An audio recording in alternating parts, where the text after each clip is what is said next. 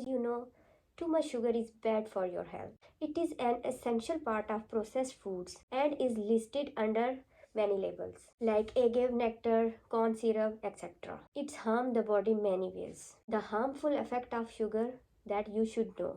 So let's start. Number 1, weight gain. Sugar consumption lead to increased weight. Overweight is the leading cause of heart disease in the world. Number 2, depression. Eating sugary snack leads to a release of dopamine, a feel good chemical in the body. That's why high sugar intake has been connected to the depression in adults. Number 3, bad skin.